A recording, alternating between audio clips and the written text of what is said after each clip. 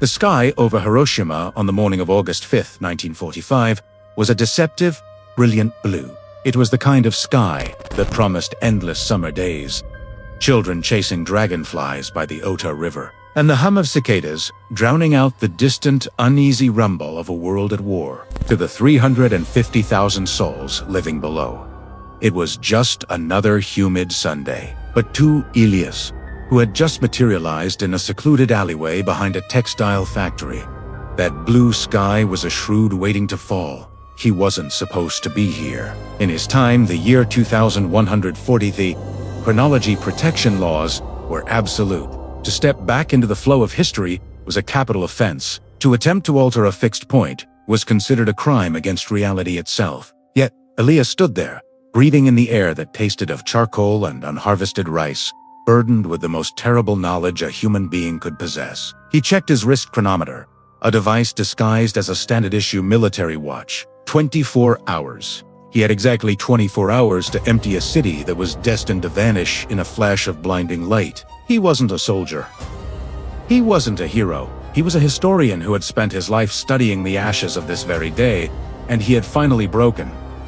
He couldn't just read the statistics anymore. He couldn't look at the black and white photos of shadows burned into pavement and remain detached. He had come to rewrite the end of the world. Armed with nothing but his voice and the crushing weight of the future, Elias moved through the streets with a frantic energy that immediately set him apart from the disciplined, war-weary rhythm of the city. He had studied the dialect, mastered the period-appropriate clothing, and even darkened his hair to blend in. But he couldn't mask the terror in his eyes. The city was alive, vibrant in a way the history books never captured. It wasn't just a target. It was a home. He saw mothers scrubbing laundry in wooden basins, old men playing Go in the shade of awnings, and students mobilizing to clear fire, lanes ironically preparing for firebombs that would never come, unaware that the threat wasn't fire, but the sun itself brought down to earth. Every face he passed was a ghost, a statistic walking. The dissonance made him nauseous. He stopped a group of factory workers near the Tishapet Ayui Bridge, the actual targeting point for the bombardier. "You have to leave," he stammered, his Japanese accented with the subtle shifts of 2 centuries of linguistic drift. "Please, listen to me. Something is coming, something worse than the B-29 SA. You must go to the mountains, now." The workers exchanged confused glances. In a nation gripped by total war, such defeatist talk was dangerous. They saw a man sweating profusely in the heat, eyes darting at the sky, speaking of impossible weapons. "Go home, drunkard," one of them muttered, shoving past him. "The Kempeitai will hear you." Elias didn't stop. He grabbed the arm of a woman carrying a sleeping infant. The fabric of her kimono was rough under his fingers. "The city will disappear," he pleaded, tears cutting tracks through the dust on his face. "Take your baby and run. Don't look back." She recoiled, terrified by his intensity, and hurried away, clutching her child closer. He was invisible to them, not because he wasn't there, but because his truth was too large to fit into their reality. To them, the war was conventional bullets, incendiaries. Hunger? They had no concept of atomic splitting. He was a madman, screaming about the apocalypse in a language they couldn't process.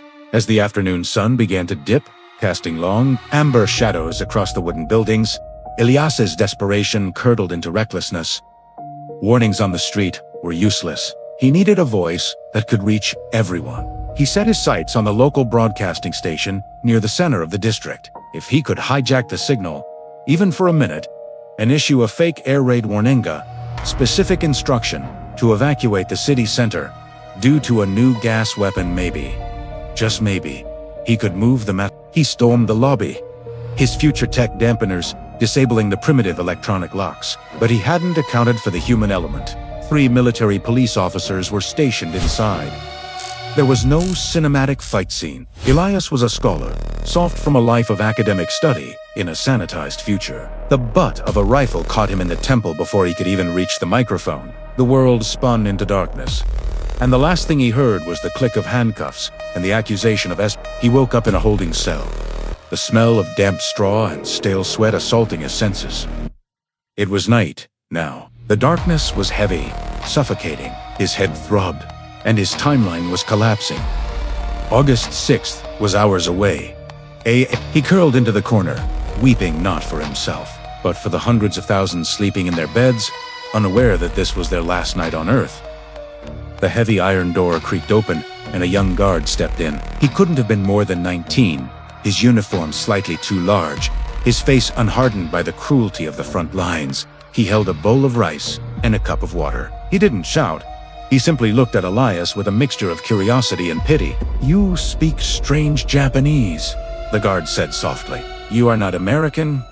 You are not Russian.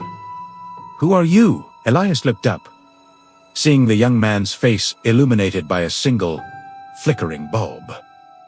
This was the moment. The history books said no one listened, but perhaps one person would. "I am from a place you cannot imagine," Elias whispered, "and I am telling you, you need to leave this station. You need to take your family and run to the hills."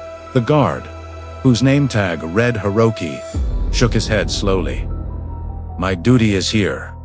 My wife, she is in the city. Pregnant. I cannot leave my post."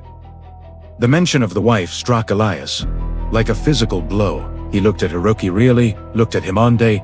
Chill went down his spine. The facial structure, the slightly crooked nose, the kindness in the eyes. It was familiar, hauntingly familiar. "Your wife," Elias stammered, his mind racing. "Is her name... does she have a scar on her left palm from a childhood accident with a paring knife?" The guard dropped the water cup. It shattered the sound echoing in the silence. How do you know that?" Hiroki whispered, his hand drifting to his sidearm. "Trembling, because I know you," Elias lied. Or perhaps it was the truest thing he had ever said. "I know that she is carrying a daughter, and if you stay here, that daughter will never take her first breath." "Listen to me, Hiroki. I am not a spy. I am a ghost from a future that depends on you living. At 8:15 tomorrow morning, the sky will tear open. A single plane will drop a single bomb. And this prison, your home, your wife, it will all be... ash. You have to believe me." The hours ticked by in agonizing slowness. Elias poured out details. Not about the war, but about the world to come. He spoke of peace, of rebuilding, of a Japan that would rise from the ruble to lead the world in technology and culture. He spoke with such conviction that the barrier between prisoner and captor dissolved. Hiroki listened, his skepticism eroding under the sheer weight of Elias's grief. As the first gray light of dawn touched the high-barred window, the air raid sirens began to wail. A false alarm. The all clear sounded at 8 a.m. The city breathed a sigh of relief. The streets began to fill with commuters, but Elias was screaming, thrashing against the bars. "It's a trick. The sky's clear. That's when they'll do it. Hiroki, please." The young guard made a choice that defied all logic and military protocol. He unlocked the cell. "If you are lying, I will kill you myself," Hiroki said, his voice shaking. "But if you know Akiko, I cannot take the chance." They ran. They didn't take the main roads. They scrambled through back alleys, stole a bicycle, and pedaled furiously toward the outskirts, toward the hills where Akiko was staying with her aunt, just outside the projected hypocenter. Elias checked his watch. 8:14 a.m. They were far, but not far enough. The hum of the B-29, the asterisk Enola Gay asterisk, was a vibration in their teeth before it was a sound in their ears. "Don't look up," Elias screamed, tackling Hiroki into a drainage ditch behind a ridge of earth. "Cover your eyes." The world turned white. It wasn't a color. It was the absence of everything else. A silent, terrifying purity that erased shadows and burned the air. Then came the heta wave of 1,000 furnaces opening at once. And then, the sound. A roar that felt like the earth itself was splitting apart. The blast wave swept over them, flattening trees, tearing roofs from houses, but the ridge protected them from the worst of the thermal pulse. They lay in the dirt as the atmosphere convulsed, debris raining down like deadly hail. When the silence finally returned to thick, ringing silence, Elias slowly lifted his head. He climbed to the top of the ridge. Where the city had been, there was only a churning, monstrous column of smoke and dust, rising miles into the atmosphere. The mushroom cloud, purple and gray and red, dominated the horizon. Hiroshima was gone. Elias fell to his knees, vomiting into the dust. Ayad Filade, the city, was dead. He hadn't changed the timeline. The tragedy was absolute, immutable, a fixed point in the architecture of the universe. Hiroki crawled up beside him, staring in catatonic horror at the abyss where his life used to be. Akiko, he choked out. She was in the safe zone. We passed the line. She is safe. The guard turned to Elias, tears streaming down a face covered in ash. You saved us. You saved her. Elias looked at the young man, and suddenly, the pieces slammed together in his mind. The reason he couldn't save the city. The reason the laws of time were so rigid. He reached into his pocket and pulled out a locket. He always carried a hologram of his wife, back in 2140. He looked at her face, then at Hiroki's. The eyes were identical. Elias hadn't traveled back to save Hiroshima. The universe had allowed him to travel back only to save one man. Hiroki was his wife's grandfather. If Elias hadn't intervened, Hiroki would have died at his post in the prison. Akiko would have been a widow. Their child would have grown up fatherless, or perhaps not survived the hardships of the post-war chaos. The lineage that led to the love of Elias's life, the very reason he had a heart capable of carrying this much. Hung by the thread of this single rescue, he sat there, watching the radioactive cloud bloom, realizing the cruel irony of time. He had come to be a savior of thousands, but history had reduced him to the selfish guardian of his own existence. He took Hiroki's hand, gripping it tight. He hadn't changed the past. He had secured it.